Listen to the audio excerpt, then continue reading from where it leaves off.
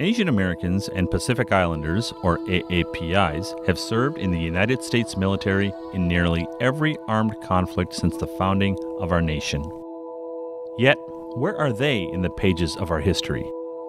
By highlighting their stories, our nation becomes more whole in understanding the patriotism and impact of the AAPI community.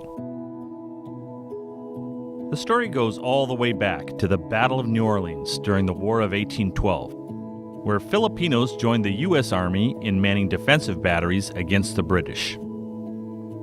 During the Civil War, our nation was divided over the issue of slavery. As an integral part of the American fabric, AAPIs fought on both sides of the Civil War, with Chinese Americans serving in both the Union and the Confederacy. In the face of discrimination under the Chinese Exclusion Act, Chinese Americans served their nation in the Mexican Expedition of 1916. As the world plunged into World War I, many Asian Americans joined the U.S. Army, including Bhagat Singh Thind, an Indian American of Sikh faith. He was loyal and very patriotic, yet he was denied citizenship by the U.S. Supreme Court. Then, in 1941, Japan attacked Pearl Harbor. As a result, President Roosevelt authorized the detainment of 120,000 Japanese Americans to incarceration camps. To fight against public distrust, 30,000 Nisei or second-generation Japanese Americans enlisted during World War II.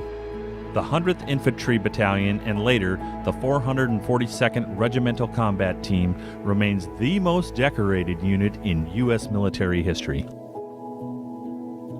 You fought not only the enemy, but you fought prejudice, and you won. As a colony, the Philippines allied with America. The United States Armed Forces of the Far East enlisted nearly 250,000 Filipinos, a decisive move that helped win the Pacific Theater. For their valor, Filipinos were promised citizenship and military benefits, yet they couldn't claim them after passing of the Rescission Act. With the repeal of the Chinese Exclusion Act, 13,000 Chinese Americans enlisted to fight for their nation.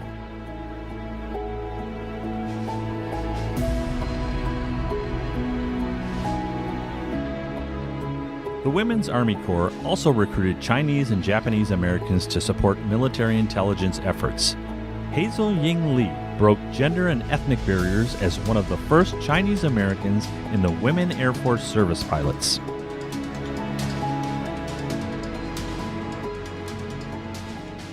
Ultimately, the outstanding performance of segregated minority units like the Tuskegee Airmen, the Native American Code Talkers, and the famed Nisei Warriors led the Department of Defense to review its policies on minorities serving in the military. The reviews led to the gradual integration of the U.S. military.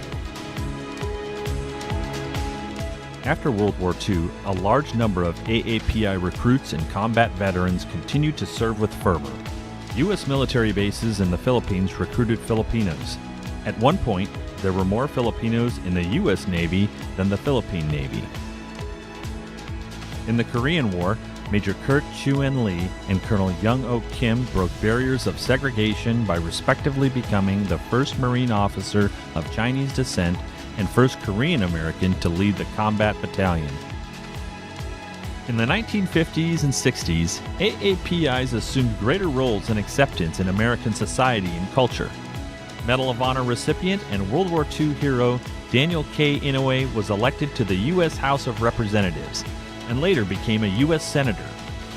As the Vietnam War intensified, AAPI soldiers answered the call of duty, and some made the ultimate sacrifice. Like many Americans, AAPI soldiers, veterans, and civilians felt conflicted about this controversial and long-standing war. By the 1970s, a wave of Asian immigrants resulted in more enlistments in the U.S. Armed Services. With the passing of the United States Refugee Act, Vietnamese refugees were able to immigrate to the United States and enlist in the U.S. Armed Forces. A powerful reminder that immigrants built our nation through service. As we remember the tragic events of 9/11, we also honor the thousands of AAPIs, citizens and immigrants alike, who have answered the call to serve since that tragic day. Today, over 65,000 AAPIs serve in the United States military, reflecting their unparalleled contribution to America's national security. With a legacy of honor, their sense of patriotism is unwavering. They serve and respond to humanitarian crises, conflicts on distant shores, and natural disasters in communities. Our nation's strength truly rests in our diversity. As they answer the call to duty, we must answer ours. It's our duty to honor all heroes, past and present, by serving the unique needs of AAPI veterans, to give care to wounded warriors and provide access to quality health care and more. After all, our veterans have served to keep us safe. Now it's our turn to ensure that they are not left behind.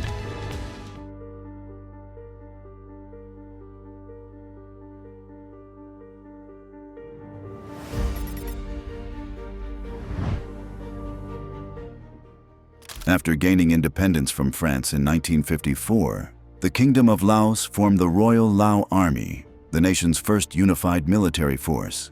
But as the Vietnam War expanded across Southeast Asia, Laos became a critical battleground. By 1961, the Royal Lao Army found itself defending the kingdom from North Vietnamese forces and the communist Pathet Lao. Supported by the United States, the Royal Lao Army worked alongside the CIA and the Hmong Special Guerrilla Units. Together, they fought to block enemy supply routes and protect key airfields in northern and eastern Laos. The Royal Lao Army faced enormous challenges: limited resources, political instability, and relentless enemy pressure. Yet, their soldiers fought with courage and loyalty, defending villages, cities, and sacred ground across their homeland. When U.S. support ended and Saigon fell in 1975, the Kingdom of Laos collapsed. The Royal Lao Army was dissolved as communist forces seized control. Thousands of soldiers were sent to re-education camps. Others fled across the Mekong River seeking refuge. Today, we honor the Royal Lao Army, brave defenders of a nation who fought beside their allies with honor, duty, and sacrifice. Their legacy lives on through Lao and Hmong veterans who continue to preserve the memory of their fallen brothers.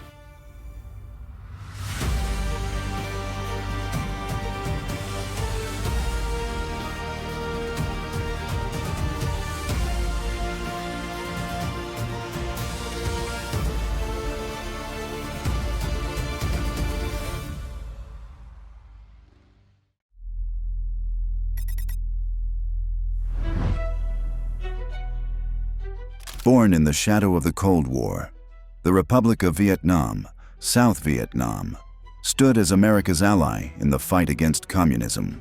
From 1955 to 1975, the Army of the Republic of Vietnam, known as ARVN, fought to defend its homeland from the Communist North and the Viet Cong insurgency. Supported by the United States and allied nations, the ARVN grew into one of the largest armies in Southeast Asia.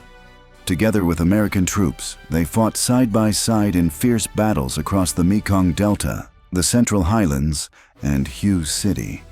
They fought not only for freedom, but for survival, enduring enormous losses and relentless attacks. More than 250,000 South Vietnamese soldiers gave their lives during the war. Even after U.S. forces withdrew, the ARVN continued to fight with courage and resilience, holding the line against overwhelming odds.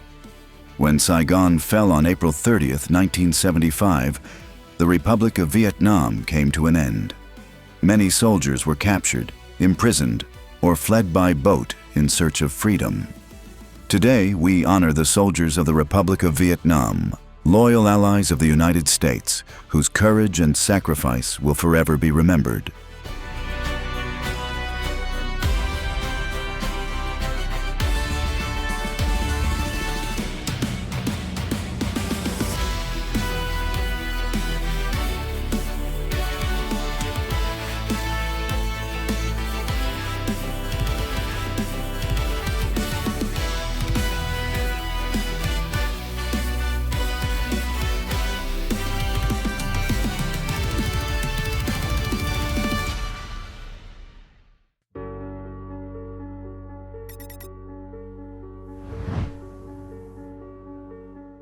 In the midst of the Vietnam War, another conflict raged in the shadows, the secret war in Laos from 1961 to 1975. Under a covert U.S. operation, the CIA recruited and trained thousands of Hmong men and boys to form the Special Guerrilla Units, the SGU. Led by General Vang Pao, the Hmong became America's secret soldiers, rescuing downed pilots, disrupting enemy supply routes, and defending key airfields. For over a decade, the Hmong fought bravely beside U.S. forces, often without recognition. Over 30,000 lost their lives protecting American airmen and missions. When the war ended in 1975, the Hmong were left behind. Many fled across the Mekong River into Thailand, leaving everything they knew behind. Today, we honor the Hmong SGU, the CIA's secret army, whose courage, loyalty, and sacrifice will forever stand as a symbol of freedom.